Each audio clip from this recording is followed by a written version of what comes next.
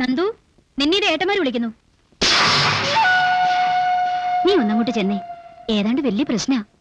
മാമംഗലത്തെ ഗംഗാധരമേനോൻ ഇങ്ങോട്ട് എഴുത്തും കൊടുത്ത ആളെ വിട്ടിരിക്കുന്നു. എഴുത്തോ? എന്തെടുത്ത്? ആ, നീ തന്നെ അങ്ങോട്ട് ഞാൻ ചോദിക്കേ.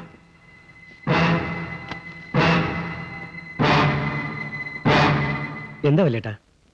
എന്താ എഴുത്തില്? നമ്മളുമായിട്ടുള്ള വഴക്ക് തീർക്കാൻ അയാൾക്ക് ആഗ്രഹമുണ്ടെന്ന്, അതിനയാൾ ഇങ്ങോട്ട് വരാനും തയ്യാറാണെന്ന്. ഇതിലിപ്പോ അത്ഭുതപ്പെടാനൊന്നുമില്ല. അയാളും മാധവൻകുട്ടിയും തമ്മിൽ തെറ്റി. അവനെ തോൽപ്പിക്കാൻ അയാൾക്ക് ഇപ്പൊ നമ്മുടെ സഹായം വേണം. അതെന്നെ കാരണം. ആ എഴുത്തിന് എന്ത് മറുപടി കൊടുക്കണമെന്ന് അറിയാനാണ് നിന്നെ വിളിപ്പിച്ചത്. ഞാനിപ്പോ എന്ത് പറയാനാ? അതൊക്കെ വല്യേട്ടനും ദേവേട്ടനും കൂടെ അങ്ങ് തീരുമാനിച്ച പോരെ. എന്നാൽ ഈ സമയത്ത് സഹായിക്കാൻ പോരുതെന്ന ഞങ്ങളുടെ അഭിപ്രായം. അതെ, നമുക്ക് അയാൾ എന്ത് വേണമെങ്കിലും ചെയ്യാം. നമ്മുടെ മുഴുവൻ കണക്കും തീർക്കാം. ചോദിക്കാൻ ഇനി മാധവൻകുട്ടി വരില്ല. അവിടെയാണ് കുഴപ്പം. ഈ അവസരത്തിൽ നമ്മൾ കണക്ക് തീർക്കാൻ ശ്രമിച്ചാൽ അത് മതി അവര് തമ്മിലുള്ള വഴക്ക് തീരാൻ. അമ്മാവന് വേണ്ടി പകരം ചോദിക്കാൻ ഈ മുറ്റത്ത് ആദ്യം ചവിട്ടുന്ന കാൽ മാധവൻകുട്ടിയുടേതുമായിരിക്കും. അതിന് നമ്മൾ വഴി ഉണ്ടാക്കണം. അങ്ങനെ ഇനി ഉണ്ടാവാൻ പാടില്ല. മാധവൻകുട്ടി അമ്മാവനും ഒരിക്കലും ഒന്നിക്കാൻ പാടില്ല. അവര് തമ്മിൽ ഒന്നാവാതിരിക്കണമെങ്കിൽ, അവര് തമ്മിലുള്ള വഴക്ക് തീരാതിരിക്കണമെങ്കിൽ ഗംഗാധര മേനോന്റെ കൂടെ നമ്മൾ ഉണ്ടായിരിക്കണം. അത് സഹായിക്കാനല്ല, അവരെ രണ്ടിനെ ഒറ്റയടിക്കില്ലാണ്ടാക്കാൻ. ഇനി നിങ്ങൾ തീരുമാനിക്കണം. അയാൾക്ക് വേണ്ടി നമ്മുടെ പടിവാതിൽ തുറന്നിടണോ വേണ്ടയോ? തുറന്ന് മലർത്തിയിട ദേവരാജ പടിവാതില്.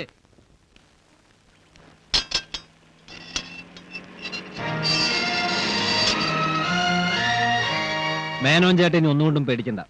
മാധവൻകുട്ടിയിൽ നിന്നാണെങ്കിലും ശരി, അവന്റെ അച്ഛനിൽ നിന്നാണെങ്കിലും ശരി, മേനോൻ ചേട്ടൻ രക്ഷിക്കാൻ ഇനി ഞങ്ങളുണ്ട്. രണ്ടാളെയും ഞങ്ങൾക്ക് വിട്ടേക്കുക. അവരെ ഞങ്ങൾ കൈകാര്യം ചെയ്തോളാം. പോരെ? മതി. ഇതിന് പകരം ഞാൻ എന്താ അങ്ങനെ ചെയ്യേണ്ടത്? പറഞ്ഞോളൂ. എന്റെ എല്ലാ ബിസിനസ്സിലും പങ്കാളികളാക്കണമെന്ന് പറഞ്ഞാലും അതിനും ഞാൻ തയ്യാറാണ്. ഞാനൊന്ന് പറഞ്ഞ മേനോൻ ചേട്ടന് വിഷമം തോന്നരുത്. ഏട്ടന്മാര് നിൽക്കുമ്പോ ഞാൻ കയറി പറയുന്നു എന്ന് വിചാരിക്കേ വരുത്. മേനോൻ ചേട്ടൻ ഇങ്ങനെ പറഞ്ഞത് തന്നെയാണ് ഞങ്ങളുടെ ഏറ്റവും വലിയ സന്തോഷം. ഞങ്ങൾക്കൊന്നും ചെയ്യേണ്ട, ഒരു പ്രത്യുപകാരവും വേണ്ട. അതൊന്നും ഇല്ലാണ്ട് മേനോൻ ചേട്ടനെ സഹായിക്കാൻ ഞങ്ങൾ തയ്യാറാണ്. എന്താ, അങ്ങനെയല്ലേ? അതെ അതെ. അതുകൊണ്ടല്ല നന്ദകുമാരെ, ഒരു സഹായം ഇങ്ങോട്ട് ചെയ്യുമ്പോ അതുപോലെ അങ്ങോട്ട് ഉണ്ടാവണ്ടേ? ഉണ്ടാവണം. അത് മേനോൻ ചേട്ടനെ ചെയ്യുമെന്ന് ഞങ്ങൾക്കറിയാം. കുമാരേ, ഒന്നും വേണ്ട, ആവശ്യം വരുമ്പോ ഞങ്ങൾ ചോദിച്ചോളാം. എങ്കിൽ ഇനി ഞാനൊന്നും പറയണില്ല. എല്ലാം നിങ്ങളുടെ ഇഷ്ടം പോലെ.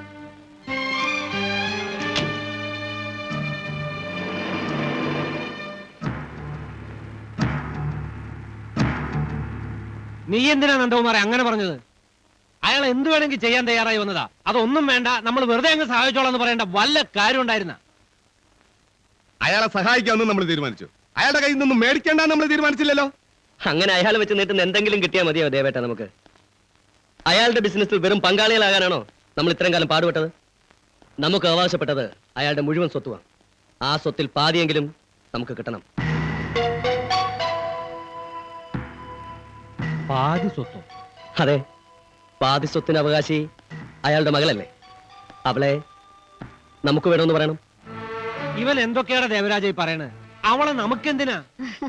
അയ്യേ, നിങ്ങൾക്കല്ല, അവൻ അവളെ കല്യാണം കഴിക്കണം എന്നായി പറയണത്. ശരിയാണല്ലോ. ഗൗരിയെ നമുക്ക് നന്ദകുമാറിന് വേണ്ടി ആലോചിച്ചാൽ എന്താ? ആലോചിക്കാം.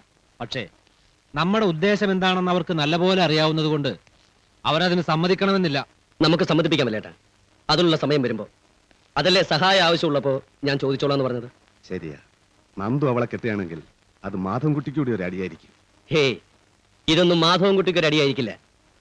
അവൾ നഷ്ടപ്പെടുന്നത് കൊണ്ട് അയാൾ ഒരിക്കലും ദുഃഖിക്കുകയില്ല. മാധവൻകുട്ടി ദുഃഖിക്കണമെങ്കിൽ, അവന്റെ കണ്ണീര് പൊടിയണമെങ്കിൽ അവൻ അവരെ നഷ്ടപ്പെടണം. അവന്റെ പെങ്ങന്മാരെ. ആ പെൺകുട്ടികൾക്ക് എന്തെങ്കിലും സംഭവിച്ചാലേ മാധവൻകുട്ടിക്ക് വേദനിക്കൂ.